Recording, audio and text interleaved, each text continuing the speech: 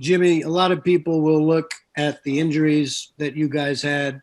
They'll look at the fact that you're down 2 games to 0 and you're up against LeBron and Anthony Davis, and they say this series is over. What don't those people know about you and this organization? That we're never giving up. Um, we're going to fight, and we're going to ride with this thing till the wheels fall off. It's not over. We're just down on 2. We got to do something special. We're capable of it. And I wouldn't want to be in the trenches with any other guys except for the ones that we have. What is it about your group and you that can overcome this kind of adversity and this kind of situation? I think we just believe. We believe in one another. We believe in what we put together, and we believe in what we do every day. But like I said at the beginning of this thing, we got to play damn near perfect in order to beat those guys over there. We've yet to do it, and if we don't do it soon, it's not going to be pretty. Rachel, here. Udonis Haslam gave you guys quite the speech in the third quarter. I would repeat what he said, but I would be fined by the FCC. There was a pickup after that. What words can you repeat that he said, and what was the effect? Play harder. Empty the tanks. That's what we're going to have to do whenever we're down 2 stars like Bam and Goran. Everybody got to lock in. We got to be, 3 places at once. It's so hard to do.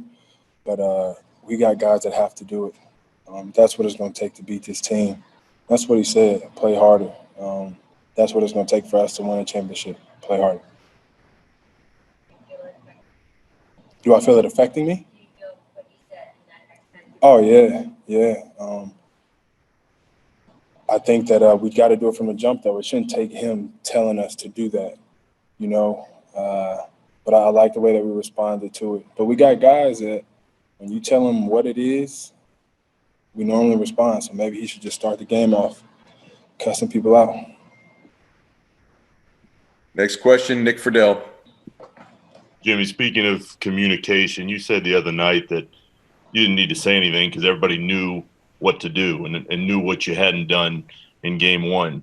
As you go into game 3 now, do you feel like you have to go individually to guys and give them a little pick-me-up speech to keep everybody's spirits up, given all the adversity you're facing? I think everybody's spirits are already up. I think we know that we still have yet to rebound in basketball. When you're giving guys 2-3 shots at putting the ball in the basket, eventually one of them's going to go in. I like the looks that we're taking on offense. We generated enough points.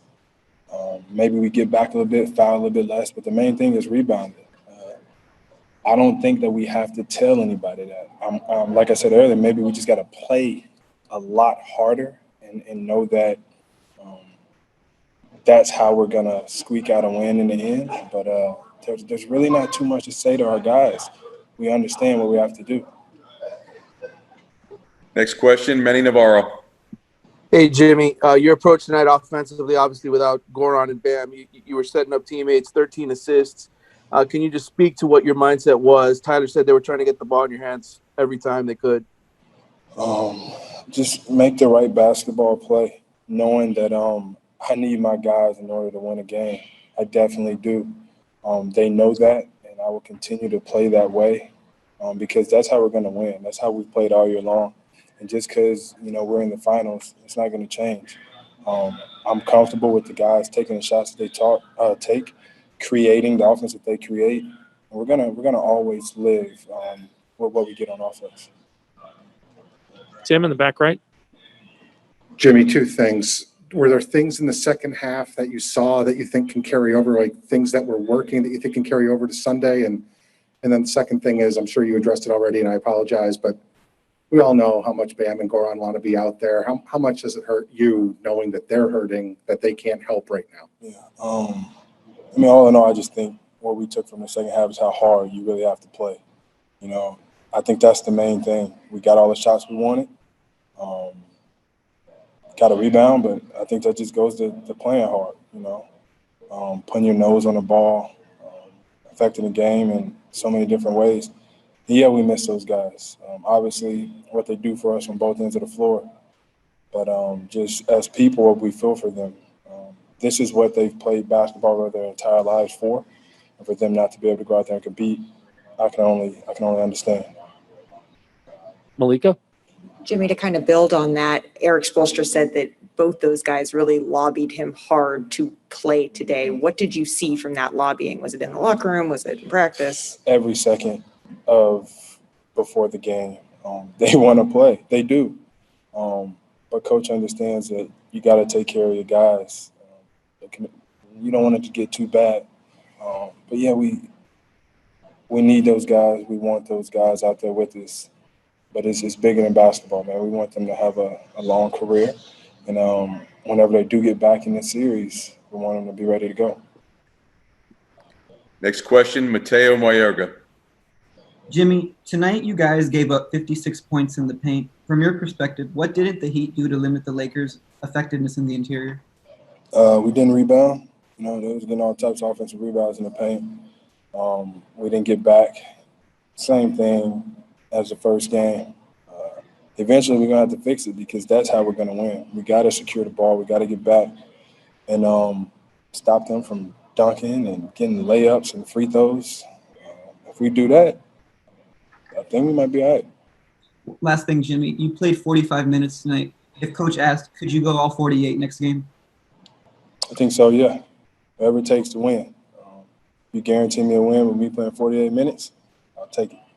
Thank you. All right, and our last question is Jarrett Weiss. You guys ended up shooting better percentage-wise from the field, got to the line twice as much as they did. Do you feel like you're on the precipice of turning this around? Yep, I think so.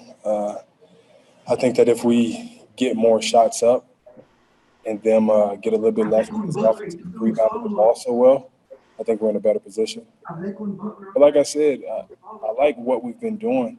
It's just that we got to play harder. We got to rebound in basketball. We got to get back. We really got to lock in to what we're supposed to be doing. If we do that, we're going to turn this thing around.